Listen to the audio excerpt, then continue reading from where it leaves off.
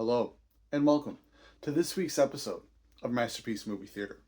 We're going to be discussing the 1988, quite possibly best B movie of all time. We know, yes, it's bad, but it's so bad it's good. I'm talking about Killer Klowns from Outer Space. Right there, that's Midnight movie version of it, the DVD. There's front, there's back. Look at that, gotta love it. If you've seen this movie, you know how ridiculous it is. If you haven't, well, we're gonna get into it. So it was written and directed by the Kyoto brothers, okay? And written, directed, produced. It was all them. It's like a love child type thing. They still go to conventions and push a lot of it. It's a super fun movie that is just so outlandish. It's called Killer Clowns from Outer Space, people. Let's get into the cast here real quick, okay? We have Grant Kramer as Mike, Suzanne Snyder as Debbie. We have John Allen Nelson as Officer Dave Henson, and John Vernon, legendary John Vernon, as Officer Curtis Mooney.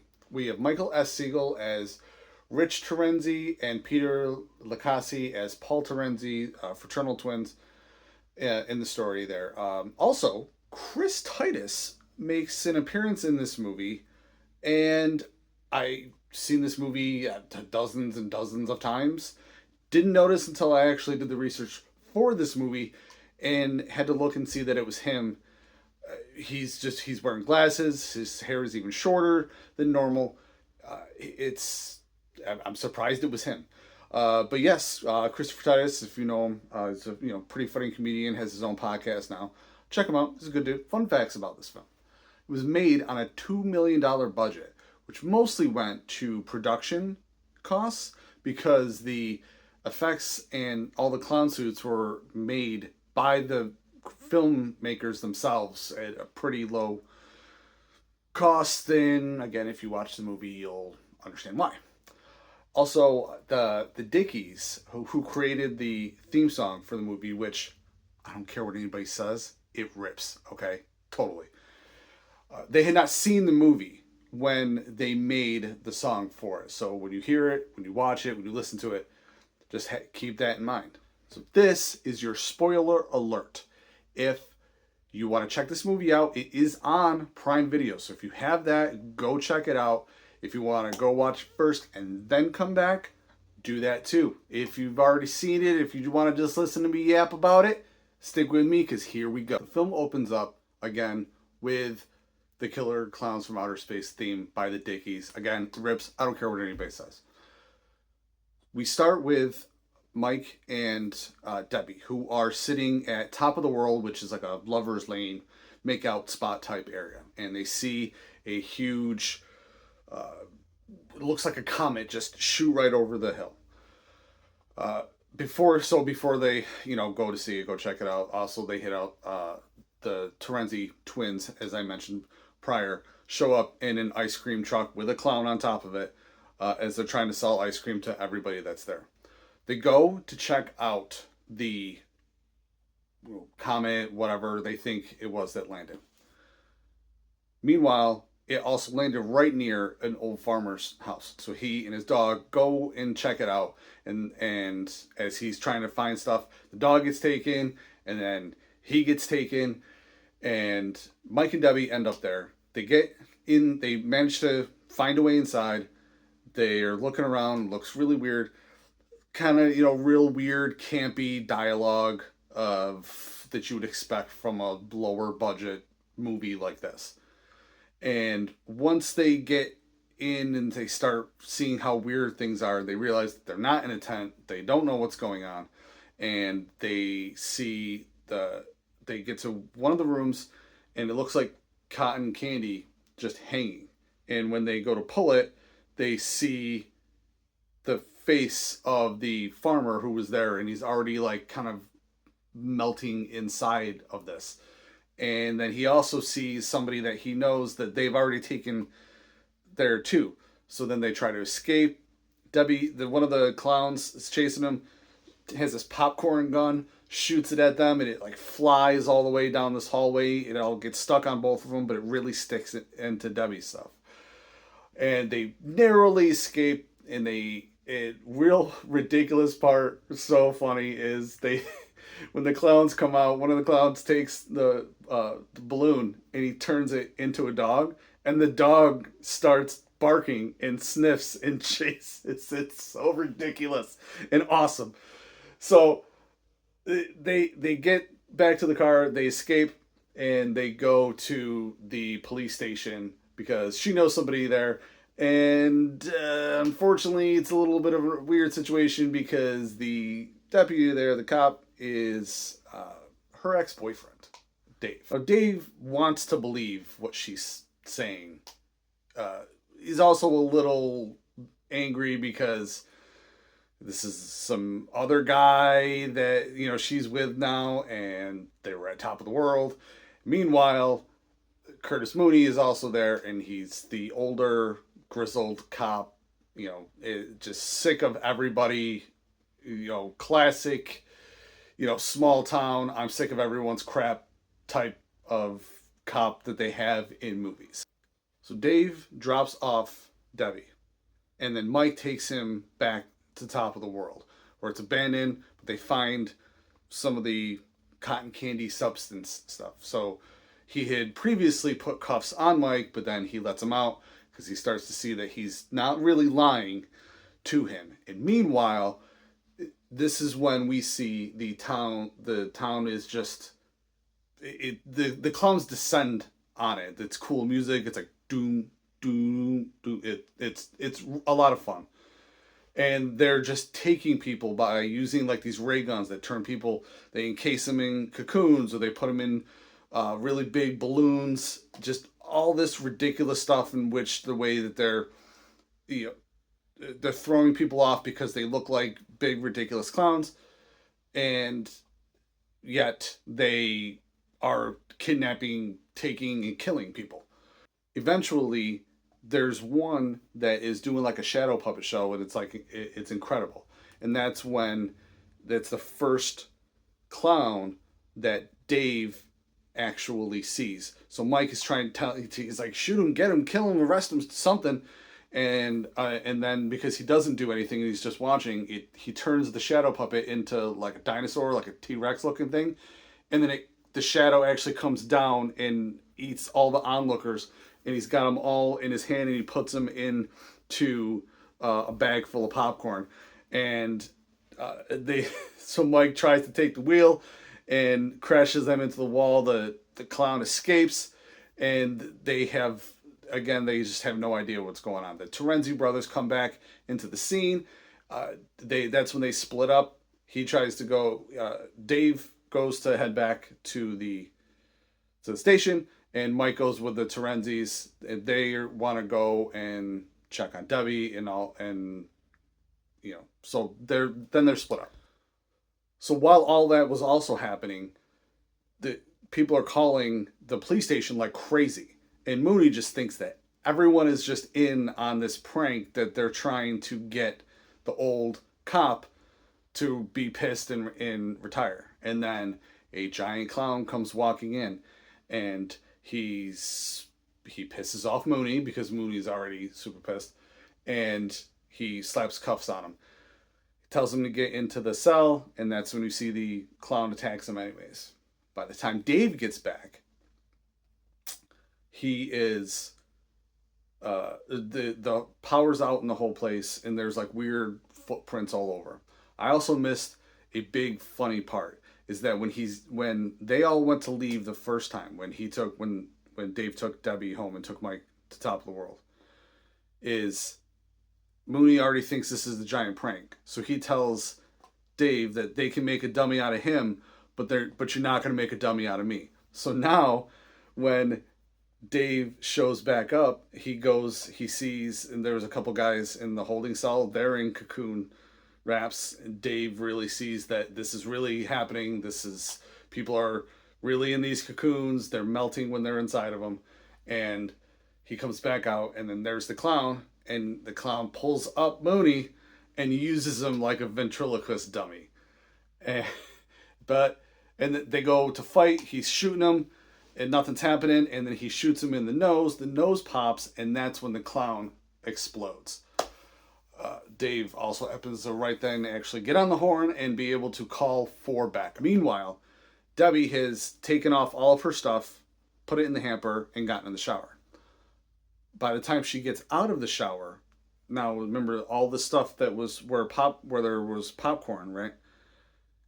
She goes to throw the towel she was using in the hamper, and there's like tiny little clowns, like on really long necks coming out of there, and they start coming out of everywhere in the bathroom because that's where all the pieces of popcorn were. So which leads you to believe that the popcorn might be a larval form of these aliens that look like clowns.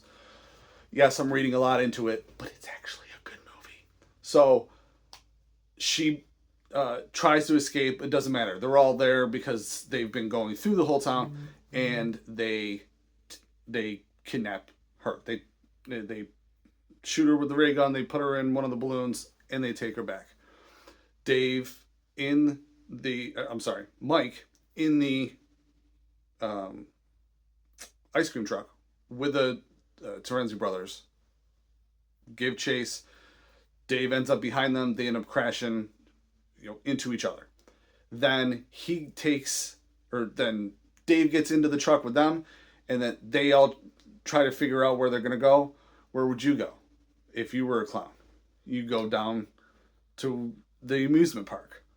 So because where they went earlier, again when he was with Dave, the tent is gone.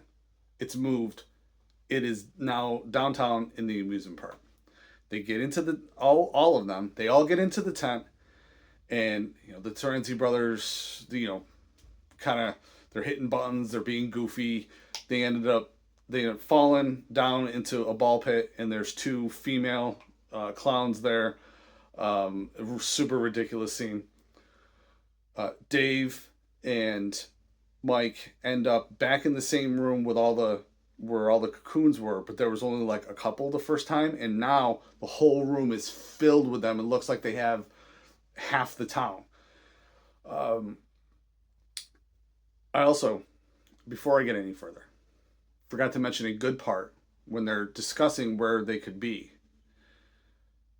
Mike tosses out the best line in the movie when they're talking about like all the Terenzis keep on throwing out stupid ideas about what's going on and where But Mike says, "What if they're ancient astronauts and they've come here before, and our idea of clowns comes from them?" Which is a really smart idea. It's along the same lines of other sci-fi stuff that they've used. If you know the movie Outlander with Jim Caviezel, not the show Outlander, the movie Outlander with Jim Caviezel, stuff like that, where it's older ideas that come from outer space. Anyways, so we go back to that. That's when they're in the cocoon room, and they're hiding, and they see one of the clowns come in, and he takes a straw, this big swirly straw, and he sticks it into the cocoon, one of the ones that's been there for a while, and he just drinks it because it just liquefies the people inside. They managed to find, what's her name? Debbie, sorry. They managed to find Debbie, and they're all trying to escape. The clowns are after them, and they end up going through, just different types of rooms. They end up in one part where they open a door, and it's a smaller door, and smaller and smaller and smaller, they keep on going. So they finally go through it, and they end up in this huge room, and there's tons and tons of clowns in it, and they're all coming after them, and the Terenzis drive their ice cream truck through a wall and save them at that moment. And because it's a clown talking on top, or it's a clown on top, and they're talking through the loudspeaker, the clowns all just kind of freeze. So they try to escape, but that's when this hole opens up, and down comes this giant clown. and the rest of the clowns scatter when he comes out. And this dude just looks super, super pissed. Actually, fun fact, one of the Kyotos plays that clown. So he gets Superman. He goes over to the truck. Uh, Dave, Mike, and Debbie run out of the truck, but the Terenzis won't get out. The giant clown, or Clownzilla, I think they call him in all of the stuff. He punches the clown that's on top of that. He's smashing the truck. He picks it up, and he whips it across the whole room. And once it like slams and slides, it then explodes. So Mike is super mad because those are his friends. They've been his friends since high school. So Dave makes Mike take Debbie and leave. And so they manage to get out. That's when backup finally starts showing up, and the clowns try and take off in the ship itself. So here's this tent that kind of ends up like, how the cone like that, but then it's like both ways. So it's like, and it flies up in the air, and Dave is still inside, and Clownzilla's got him by the hand, or got him in his hand. He's holding him just like this, and he manages to get one arm free. He takes his badge off, and with the sharp end of the pin, he busts its nose. It drops him. He lands, and he sees him start to spin like they all do whenever the nose explodes. But the time's taking longer, so he gets up and he runs. And then we go back outside. All the cops are standing there. They have no idea what they're looking at because they're just they haven't seen anything yet. They just show up, and here's a flying tent, and it explodes, and they're Mike and Debbie are mad. But then a clown car lands, and Dave gets out, and he's coughing. But not only Dave, the Terenzis also get out, and Mike's like, I thought you guys blew up, and they go, no, we hid in the freezer with the ice cream. So they're they look up in the sky, and there's like some stuff, like there's some debris falling, and then even like some whipped cream stuff falls on it's because it's got to be goofy at the end. And funny enough, at the screening, at the testing of this film, they actually had Dave just actually die in the movie, and only the Terenzis made it out in the clown car. And because the Kyotos actually wanted like a more serious ending with like a hero going down to take everybody out, and the people convinced them to change it, so they did. So then Dave actually survives in the movie. So and they actually reshot the ending, and it looks seamless. It looks like they shot it all there at the same time. But again, check this movie out on Prime. Get a DVD copy of it. We all know, like B movies, true B movies. It may just be the best B movie of all time. I would like you to join me in a couple weeks because it's still going to be October. Still going to be doing a scary movie here, which I'm going to be doing right here. The Gate. If you remember this, you're in for a treat. All right, check everything out on Triple N on Niche Nerd Network, and we'll see you then.